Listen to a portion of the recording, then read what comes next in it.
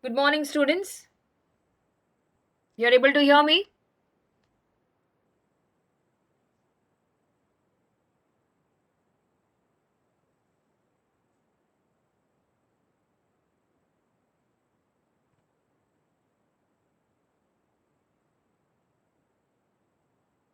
Okay, fine.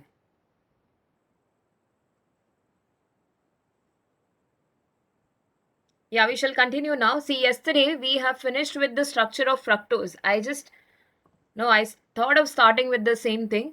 Fructose we have finished yesterday, and it is a ketohexose because you know the functional group present over there is a ketone group. So when you have a ketone group, we give that prefix as ketose, and since they contain 6 carbon, you know that the molecular formula over there is it is C6H12 and then O6. So they have 6 carbon in them, and if they contain 6, it is called as hexose. So it is a ketohexose, and structure I had given to you. And I told you there is no structural elucidation. You don't have to study about how the structures were arrived and what were the experimental part. That part you are not having for fructose. You have it only for the glucose to study. So you can directly remember the structure. 6 carbon is there. So you are supposed to write 6 carbon one after the other. It is placed one after the other, and the last group present over here is CH2OH group. That's how I told you all to remember also. CH2OH group is at the terminal side. See, first side and the last. First carbon and the last carbon. Sixth and the first one and the sixth one. Both the group present over here is a similar group, CH2OH group. Okay, and second position of the carbon, you are having a ketone group. Second position is ketone. Rest all the position is similar, you see what we have given for the glucose. Third position, we had OH and H on this side. OH was here and H was on the right side. Then HOH and then HOH. Okay. But we know that these compounds, they don't exist in the open chain form. They do exist in the cyclic form also. Okay, there is a dynamic equilibrium, students, even in the glucose case. Okay, there is open chain and then there is closed chain also. If you take most of the time, see, when you see sugar, they are in the crystalline form, right? So if you add water to that, in the crystalline form, they will be in the closed structure.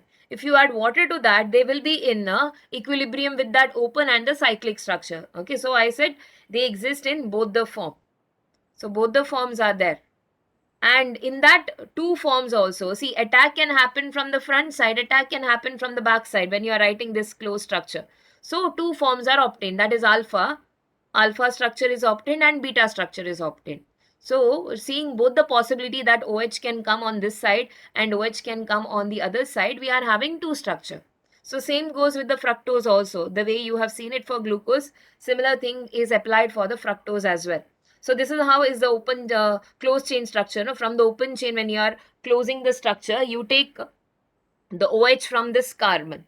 Fifth carbon. See, they have a lone pair of electrons. So I have told you that lone pair of electron from the fifth carbon is attacking your functional group, that is ketone group. So here charge separation is happening. No, already carbon and oxygen is there. Oxygen is more electronegative, so carries a negative charge. Carbon gets a positive charge. So attack happens and the closure of the ring takes place. So and this H which is there, since lone pair is donated, you know oxygen will get a positive charge. That H goes over there forming OH. So this is the structure which is obtained after that. You get OH here and then CH2OH on this side. Important is how to write the closed structure using it.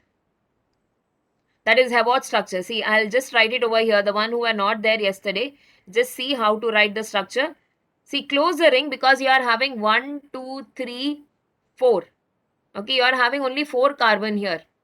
This last carbon which is there, terminal 1, that will be not utilized in writing the ring. Okay, we are not using it for writing the ring because that will be coming on that, on top of that. Okay, so you exclude that and count how many are there. So 1, this one. Okay, this 1, 2, 3 and then 4. And one more is this oxygen, this one, this oxygen. So total you should have 5 sites. Total you should get 5 sites including the oxygen. So 5 sites we have got. 5 side means pentagon. No, shape will be like a pentagon. Okay, this structure is similar to furan. So it is called as fructofuranose.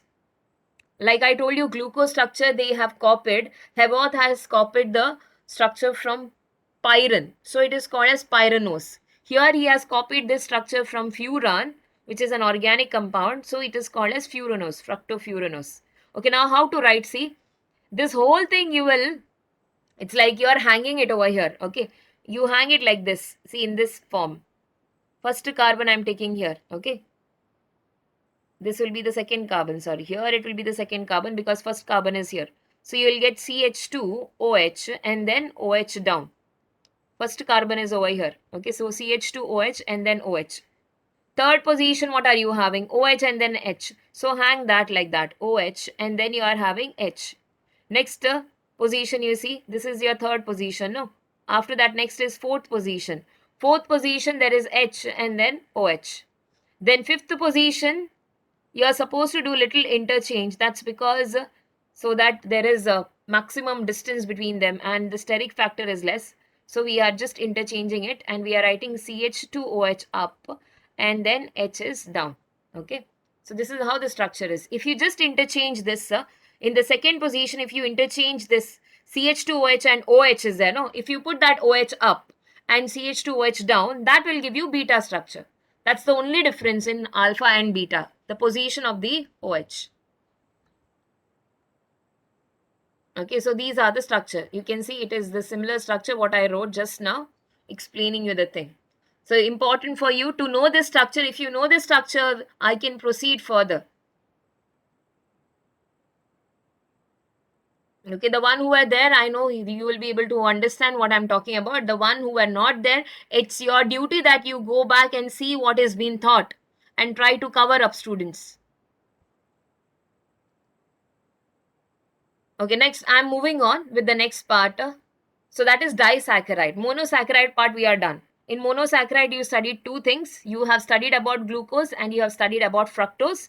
You saw the open chain structure and you have even seen the cyclic structure for both glucose as well as for fructose. Now I am moving on with the next topic, that is disaccharide. Again an important topic. Disaccharides are also very important. In these all the disaccharide you are supposed to study it. Okay. So disaccharides are combination of two monosaccharide unit combined together, correct? No? So disaccharides are formed when two monosaccharide units are joined together by an oxide linkage. That I will show you how it has been formed. Okay, two molecules will be joined to one another. It is formed by condensation. These are formed by condensation reaction. Okay, there will be elimination of water molecule. That simple molecule which can go out from here is only water is possible. So when water molecule goes out, these two monomeric unit, okay, imagine now here I am having this one monomer and this is another monomer. There is OH group here. This will have OH group. This also has OH group. Okay, so when these two join together, there will be elimination of water molecule happening. See, I'm just removing the water. So then one oxygen remains. Okay, so these two will be held to one another by a oxygen linkage like this. Okay, and this linkage is what we call as glycosidic linkage. This linkage which is there between the two monosaccharide unit through an oxygen atom, that is called as glycosidic linkage. You will see that when I'm taking the example. Okay, so two monosaccharide, when they join together by oxygen bond, they give rise to a disaccharide. Okay, and this linkage is also important. What kind of linkage is present in disaccharide? It is glycosidic linkage, like how you had in proteins. When two proteins combine together, you had a peptide bond there. Okay, so here that was the peptide linkage. Now here it is glycosidic linkage. Okay, so you can compare. Now here we are moving on with the example of disaccharide. First disaccharide you are going to study is sucrose. You know from where the sucrose is obtained, most of the time the extraction takes place from the cane sugar. Okay, from sugar cane only we are extracting this sucrose. So it is also called as cane sugar. Sucrose has another name also called as cane sugar. Okay, so it is a disaccharide. You can see here it's a disaccharide made up of a glucose unit and then we are having a fructose unit. Okay, it has glucose and it has fructose. Let's see how it is being formed. So that glucose and the fructose units, you see, it is made up of D-glucose. Okay, that is, I'll just to show you here. I'll go back. Okay. I'll explain this part first, then I will come back to that. So now see here, it is made up of alpha D glucose and beta D fructose. The sucrose which I'm talking about right now, the sucrose molecule which I'm talking about is made up of alpha D glucose and it is made up of beta D fructose. Okay, so I have written those two structures. You can see here, alpha D glucose, you know how to write. It starts from the first carbon is having HOH and then you have HOH, then OHH, then HOH and then CH2OH and H. Okay, that is alpha D glucose. Now here fructose is taken, but see which position is taken. They have inverted the whole thing. Can you see there? The whole thing has been inverted. Otherwise, when you are writing beta D fructose, see, I'll just write that structure so that you know how you are supposed to write it. See, this is how it is, no? Fructose, beta D fructose will have OH up. It will have OH up, and then I'm drawing that straight chain from this carbon, first position from here, this side. From the right side, I'm drawing. See, CH2 and then OH. This is how it is. And then we have the next one is OH and then H. After that, it is H and then OH. Next is H. You refer your book, students. When I'm drawing here, even you refer your book so that you know how that structure is. So CH2 and then OH, correct? And then down we are having H. This is beta D fructose. Just refer, this is the structure, correct? Now the structure which I am taking here, it is totally inverted. See, the position is inverted, you see? It is like upside down. One thing is like how you turn your page, like that it has been kept, correct, no? You are able to understand what I'm saying here because you have to imagine now. See, this whole thing, no, I'll just show you in another color how it has been flipped and shown here. That's how it is written in your book also. See, this whole thing is turned this side. Okay, the first carbon is here and second carbon is here. Yeah, it's inverted. So I'm saying now, see, now here the first carbon is on this side and the second carbon is over here. Can see, no? Everyone, just respond, students, if you are able to understand the arrangement which is shown here. Yes, no? This whole thing is been, yeah, flipped and kept. Okay, it has been flipped here, this side. And not only that, even this CH2OH and that OH is also flipped. See, properly. That's how it is given in your book also. So I'm explaining you it like that only. But I will give you another structure also along with this. Understood now? This whole thing is also flipped. Now you have to flip this whole thing and write. See, CH2OH and OH upside down you are supposed to write. So see here, CH2OH and then OH is written down. Then next, third position is here. This is third position. Again flip it and write. So H should come up and OH is written down. See, H is up and OH is down. Then fourth position you see, again it has been flipped. Can see, no? OH is written up and H is written down. Then again this position, the fifth position over here, fifth carbon. Okay, and this is your sixth carbon. See, that is also flipped. CH2OH is written down and H is written up. I suppose it is clear. Why it is written like that? Just for their convenience, they have written it like that. Okay. Why it is written? Because this OH which is present over here, okay, this OH present, the one which is marked in the blue, you can see here, I am circling it. In alpha D glucose, the OH which is present down over here, and in the beta D fructose, this OH which is present, okay, they are the one who is participating here in condensation. Okay, so from these two OH, water molecule is going out. So there is elimination of these water molecule taking place. So after elimination, only one oxygen will remain. So they are joined to one another by this oxygen linkage. So you can see that these positions are there. No, that initial position is where your functional group is present. In the case of glucose, you know that functional group is present in first carbon. First carbon has CHO group. And in ketone case, you know that second position they have ketone group. So if you see properly, after sucrose is being formed, that two functional groups position is being held by an oxygen bond. So that means it is not available, correct? It is not freely available for the reaction. So sucrose is there, no? It's a non-reducing sugar. This I have told you in the beginning, reducing sugar and non-reducing sugar. So sucrose over here, it's a non-reducing sugar. If they ask you why it is non-reducing sugar, because the functional group part over here is not freely available. They are held to one another by a glycosidic bond or a glycosidic linkage. Did I make this clear, students? This is an important thing which I have mentioned just now. Did you follow, everyone? Quickly reply. If you have followed, I will move on.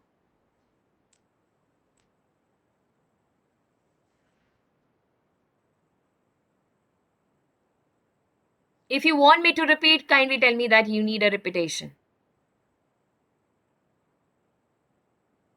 Yes, followed? Okay, I'll go with the majority. If majority tells me that, then I'll continue. Yes, fine. Very good. Yes, so now I'll go back. Okay, the picture which I had put. See now here. So if you are taking Fehling solution and Tolwin's reagent, these will not answer that. Okay. See Fehling solution and Tolwin's reagent, you can see the color change, no? This is how the color change should happen. Fehling solution is here. Ignore that Benedict test you are not having for that your syllabus you don't have. Fehling solution and Tolwin's reagent, this is how they answer. Okay, if you are taking copper sulfate, you know copper sulfate is the one which is present, which is blue in color.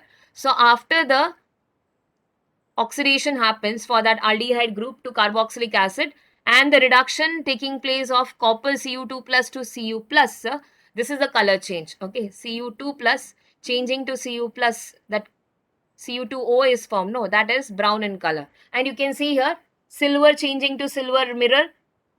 Silver is in Ag plus form here. You can see it is like a solution. After the reaction is over, you get a silver mirror. So that doesn't happen in the sucrose case. It doesn't happen in the sucrose case because here I said no, that fructose group and the glucose group, both of them are held to one another by a glycosidic linkage. So sucrose is a non-reducing sugar. You can expect this as a give reason also.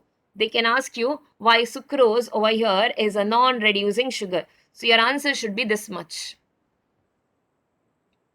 Okay, and where is that linkage happening? That also you should remember. See, in this, both the monosaccharide which are held to one another, they are held by a glycosidic linkage between C1 of the glucose. I told you it is the first position of the glucose and it is the second position of the fructose. So it is C2 of the beta fructose, not alpha again. It is alpha D glucose and beta D fructose. Okay, it is beta fructose and alpha glucose. So see that you are not confusing yourself. If you write a little, no, the structure, if you are writing alpha, then the whole thing is wrong. It is not sucrose there.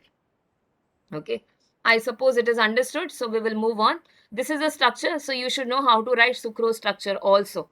So I have told you that full invertation is taking place here. But in the class, I'll teach you another method also how to write. Easy one also. But now for time being, you study this. Okay, we'll move on with the next. This is the final structure. It's the same thing what I explained you. Okay, next one more thing. This sucrose is also called as invert sugar. Okay, it is also named as invert sugar. Okay, and the reaction is called as inversion. We call it as inversion in configuration or inversion of sugar. It is called as inversion of sugar. That's because sucrose is dextrorotatory. You understand by dextrorotatory. Dextro means if they rotate the plane polarized light towards the right side.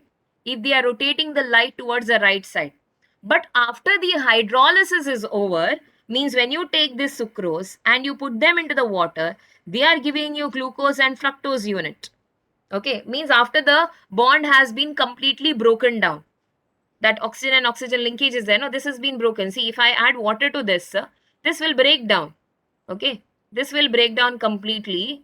And then this O is there. No, this O will take H part of the water and this part will take OH. So they will get back to their glucose original form. This sucrose will go back to their original form. Okay, so when that happens, this glucose which is formed over there, okay, that is a dextrorotatory. See how much is the rotation. The glucose over here is a dextrorotatory. But the fructose which is formed, it is levorotatory. And see the rotation. Levorotation is this much, minus 92.4.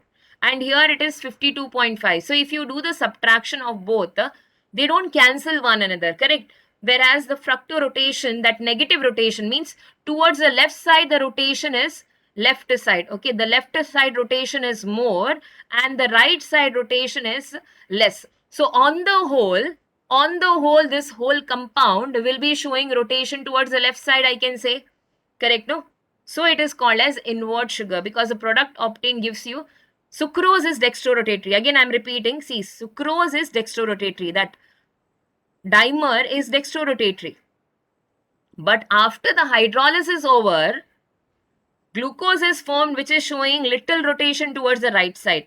It is only plus 52.5 degree. Okay. And fructose is showing more rotation towards the left side.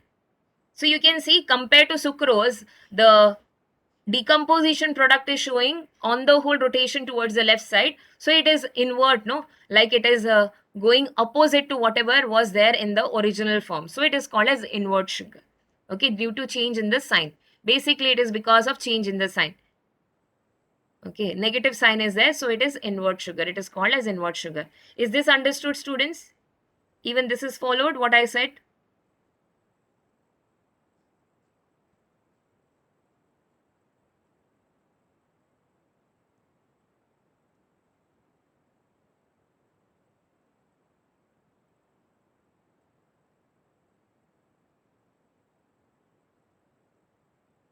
Yes, fine.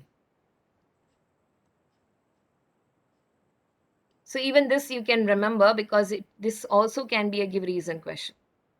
This also could be a give reason question. Okay, now we'll move on with the next one. Next is maltose. Maltose is composed of two glucose unit. Okay, it consists of two glucose unit. You can see the source.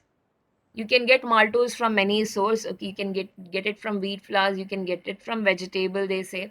Okay, so most of the things, the edible things what we eat, they even contain maltose in them. So it is consisting of two glucose unit. Okay, and which are those two glucose unit? Both of them are alpha D glucose. Okay, both of these are alpha D glucose and they are held to one another with which linkage? See, the first carbon is linked and the fourth carbon of another glucose unit is linked. First carbon of one glucose unit and fourth carbon of another glucose unit are linked to one another by a glycosidic linkage. C1 it is C1, okay, first carbon. See, you can write C1 here and then C4, the fourth carbon are linked. See here, it is like this, or I'll draw and show it to you. See, if I'm drawing the glucose, this is how you draw, no, alpha D glucose. It will be a practice for you to draw also. This is how you draw H and then let it be joined to this. See, H and then OH, correct. Again H and then OH. This is our alpha D glucose, HOH. Third position change, OH and then H. Third position there is a change. Again same thing, H and then OH. And then the last one is CH2OH and H. Same thing you have on this side also. Draw the same thing when you are doing it for maltose. Okay, we have here H and then OH. Again there is H and then OH. Again change, third position change, OH and then H.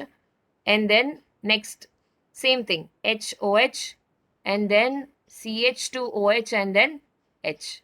Okay, so these are two alpha D glucose. So if you see here position, I'll just mention this is your first carbon. This is second. This is third and this is fourth. Okay, again here 1, 2, 3, 4, 5, sixth one is on the top. Okay, even here 5 and 6th is on the top. So where is the condensation taking place? Over here. Okay, this first carbon and this fourth carbon over here. There is no inversion and all that. Okay, like how we did for sucrose, all that is not there. It's direct that first carbon of one glucose unit is undergoing condensation with the OH molecule of another carbon on the fourth position. Okay, so they will lose a water molecule, then they will be linked to one another. You can see here like this, they are linked to one another. Okay, H is here and H is here. See here, this unit you see, which is written down. Okay, so that's how maltose has been obtained. I hope it's understood how to write. Okay, you write 2 glucose unit, 2 alpha D glucose, write 2 alpha D glucose. This is also alpha D glucose here.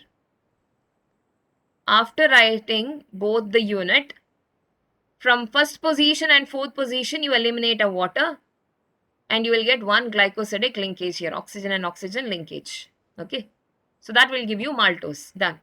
So this can be a 2-mark question for you. Writing any one structure. Maltose we finished and sucrose we have finished. And here you can see, students, this side you will see the first position. This position is left free, no? So they can open up. This side the opening can take place, okay? And give you that free aldehyde group. So they are reducing sugar. These are reducing sugar, not like in the case of sucrose. In the case of sucrose, the first position and that second position of the fructose, both where the functional group are present, both were occupied. Here you can see one position is left free. This position is free here, which I have ticked here.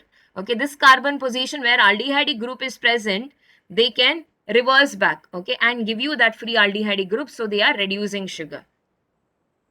Okay, so maltose is a reducing sugar because of this reason.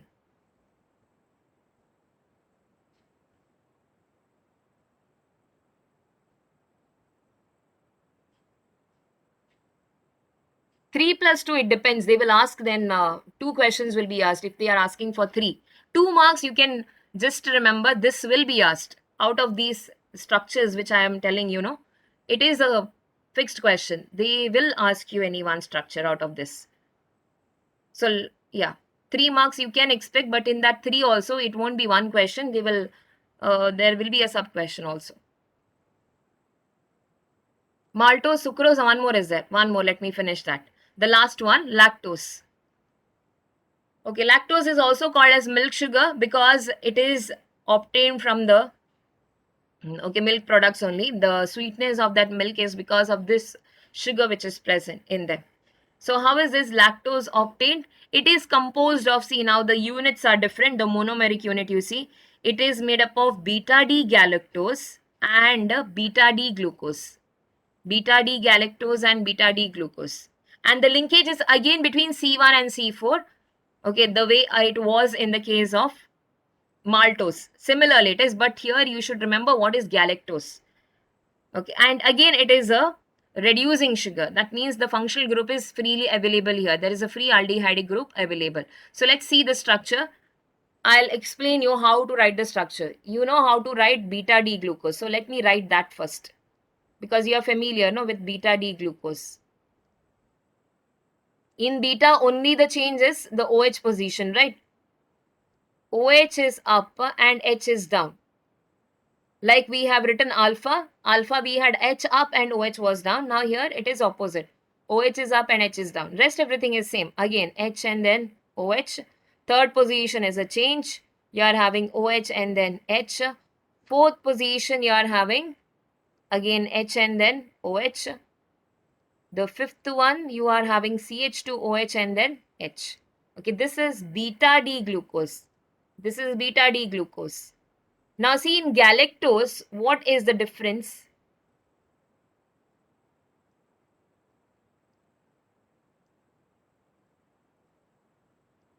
This position is same. Beta D, no, it is beta D galactose. So if it is beta, the OH will be up. The first position is similar. See, OH and NH. Just identify the difference. Just see what is the difference, because majority is similar. Only one place it is having a difference. Otherwise, the structure is similar only. OH and H, this is same. Second position also it is same, students. H and then OH. Anyone who is able to see what is the difference, you can tell me. Third position, again it is same. OH and then H. Fourth position is there, no, where you are having H and OH. It is opposite here. It is OH and then H here. Okay, this is the difference. Fourth position is the difference. Only fourth position carbon, there is a change, yeah. So OH you are supposed to flip it up and H you are supposed to write it down. Okay, that is galactose. That one is galactose. Only that position change. If you remember yesterday I told you there is 16 isomers possible. One among that was glucose. Correct. So if you change that position of H and OH, different compounds of carbohydrate can be obtained. So see, one glucose you have seen. This is called as galactose now if you change fourth position. Okay, and then rest everything is same. See, CH2H and then H. Only this position, I'll just put a star mark here. Okay, this is the change. That is giving you galactose now, this fourth position change. They are also called as epimers. Other than first position, if you see changes in some other carbon, they are called as epimers. Anomers, I told you first position if there is change in OH group. First position change in OH group are called as anomers. But other than first position, if you find change in any other carbon, any other position of the carbon, then they are called as epimers. So beta D galactose and beta D glucose are epimers. Okay, same molecular formula, only change in the position. In fourth position, it is changing. Okay, so it is C4 epimers actually. Yeah, now condensation will happen. So here from this side, we are removing H, and from this side, we will remove OH from this. So you can see the bond now here in lactose. Like this, it has been given. Okay, slanted way, because we are removing H from up and OH from down. This is understood how to write lactose now? The structure? For that, you should know. See, some of you were not there yesterday. So you can't blame that you are not able to follow. That's because you were not there. So if you're not able to understand, you have to go back and practice those structure and then come back to this.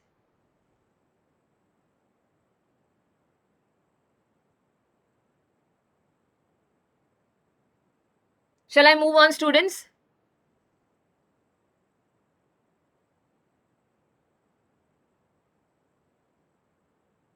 So what I said is, out of these, one is sucrose, and then you are having lactose, then we have maltose. Out of these three, one question will be fixed for 2 marks. But to write this, you should know how is glucose structure and how is fructose structure. So you study glucose and fructose, both alpha and beta form. Then you can write glucose, sucrose, lactose and maltose structure. Okay, so out of these three, it is a fixed question for 2 marks. It will come in that part B itself. Part B only they will ask. Yeah, let's go on now. We'll continue with next. So we are done with disaccharide now. Monosaccharide is done. Disaccharide is over. Now moving on with next polysaccharide.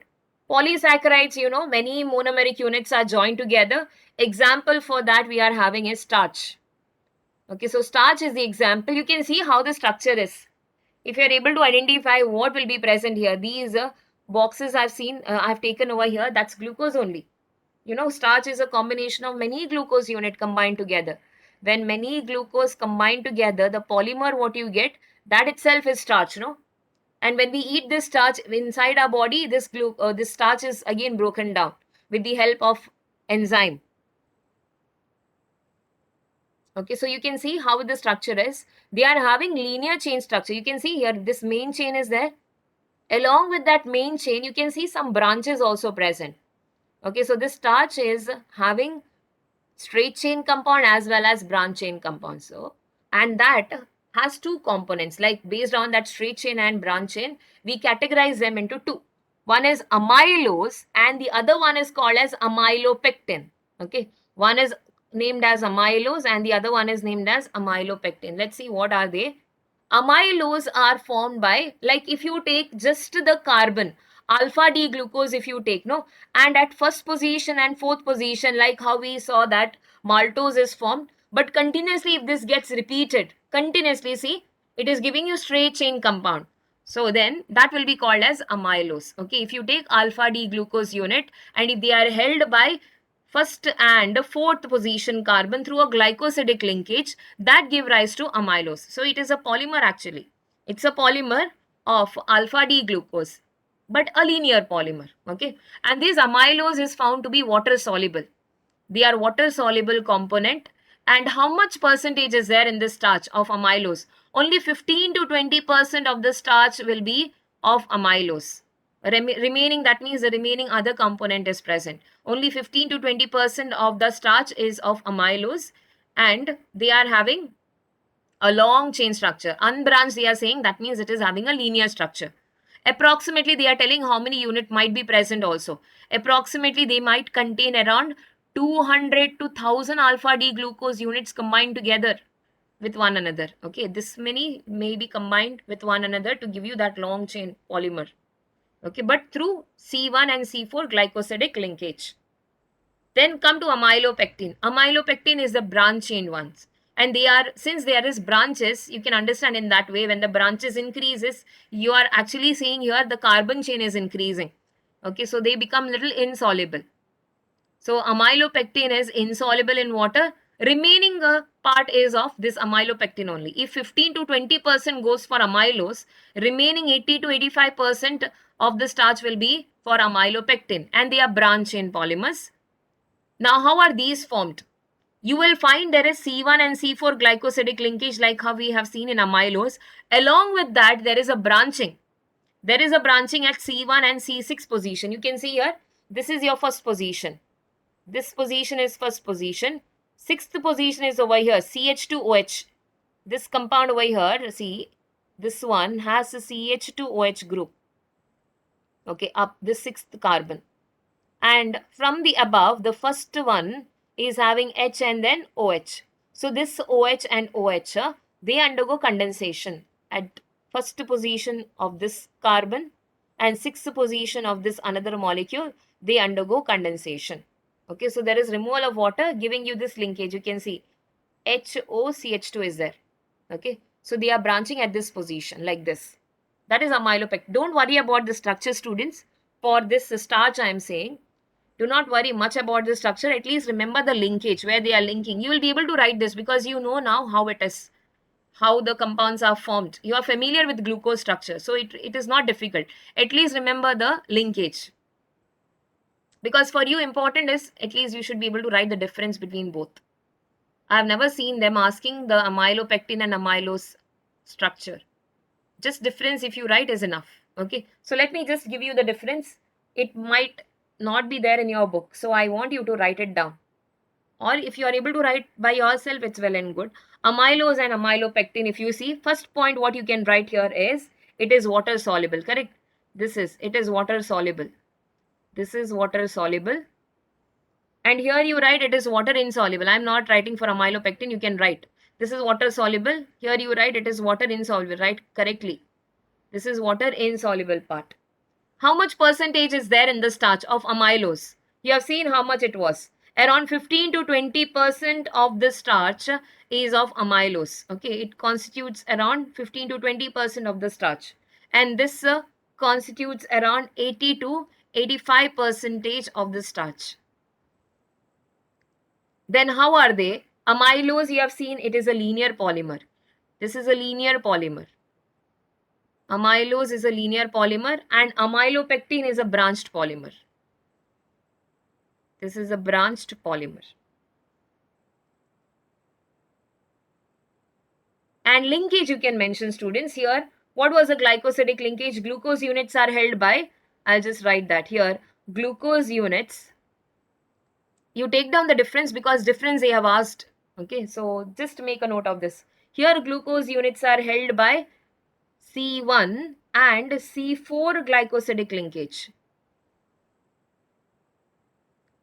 C1 and C4 glycosidic linkage. And in this case, the glucose units are held by C1 and C4 is there. Along with that, you have seen there is C1 and C6 also. So here you can mention glucose unit. Glucose units are joined by, you are having C1, C4 and C1, C6 glycosidic linkage. C1, C6 glycosidic linkage. Just make a note of this. Then we will move on.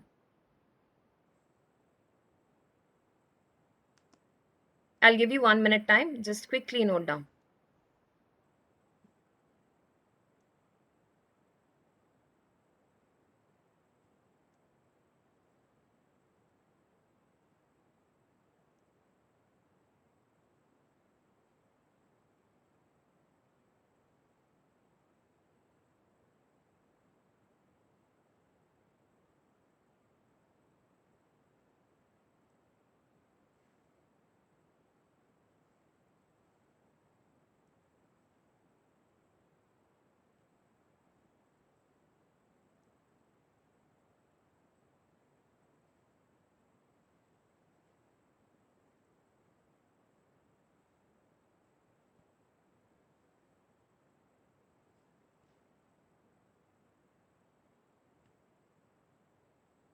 Did you all copy down?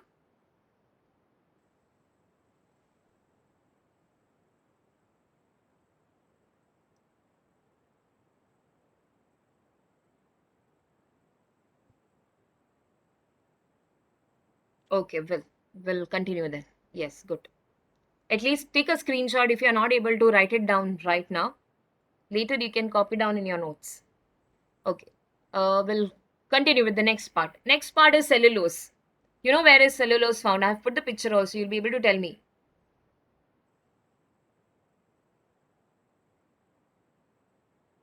It is from the plant, correct? No, from the plant source, the fibers which are present. Yes, from the plant source. Very good, correct. Okay, and cellulose, remember students, we cannot eat cellulose. Cellulose cannot be digested in our body. See, you can't eat ghas poos.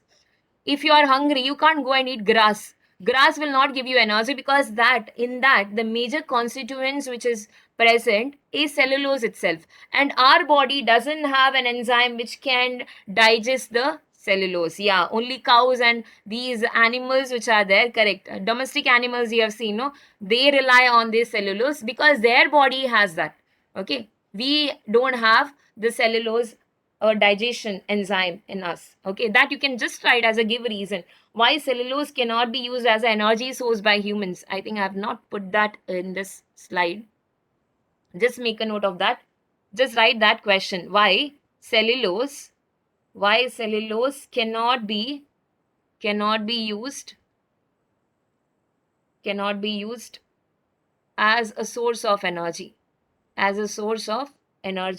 by human beings. Why it cannot be used as a source of energy by human beings? The only reason is because due to absence. It is due to the absence of cellulose digesting enzyme. Absence of cellulose digesting enzyme. We don't have this enzyme because you know enzymes are important for us to break down the whole thing into a smaller compound, and only that can be absorbed by our body. No, you have studied about digestion in your high schools. At least brief idea you'll be having that we require enzymes. Finally they break it down in our stomach, in our intestine. Actually they get absorbed, and then it is taken to the cells. Okay, absorption, assimilation, all that process you have studied. So enzymes are playing a very important role there, so we don't have that enzymes present.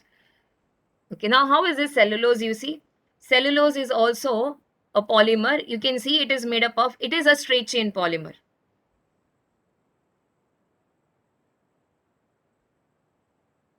Reason is here, see, reason I've put here. It is due to the absence of cellulose digesting enzyme. I've written here. This is your question. Why cellulose cannot be used as a source of energy by human beings? And the answer is here. It is due to the absence of cellulose digesting enzyme.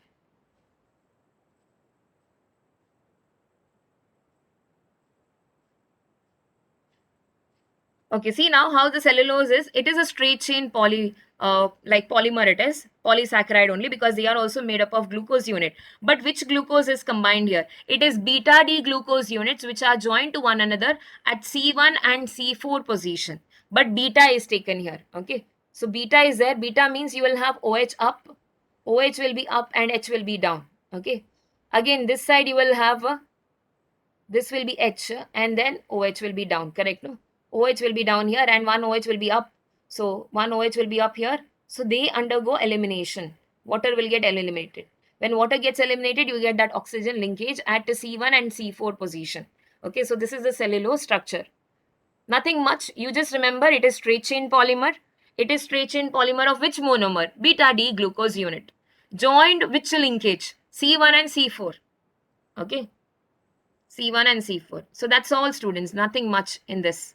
Again, structure is left to you. Next is glycogen. Glycogen is also called as animal starch because this glycogen will be stored in our body. You know, whatever we eat, everything will not be utilized as the energy source. Some of the source of energies are stored and kept, no, and that storing happens in the liver.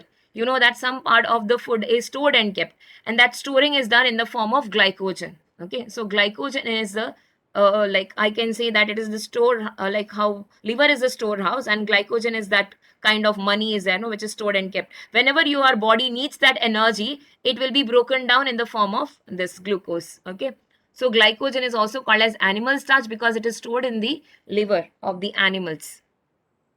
Now, what are they? They are also branch chain polymer of alpha D glucose unit, but they are highly branched. Okay, not like your starch has mean that linear chain is also there and then branches are there, but these are heavily branched at C1, C4 and C1 and C6 glycosidic linkage.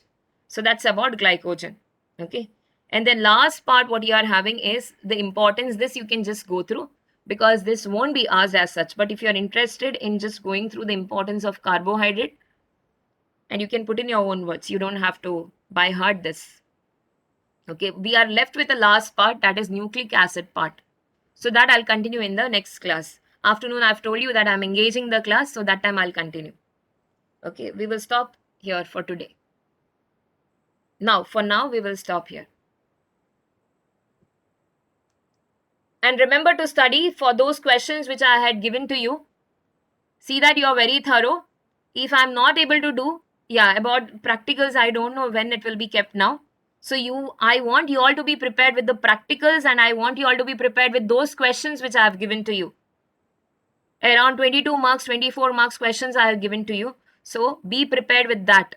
At least by Monday, I want everyone to be prepared with that practical thing and those questions. Only then I've told you that attestation will be done for your record and then you will be able to write your final exam.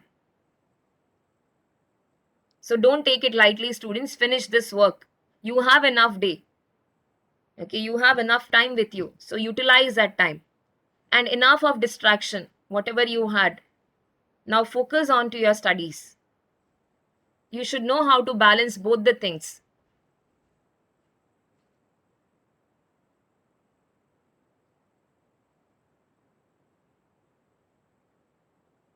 Yes, we'll wind up for now. Okay, I'll continue in the afternoon.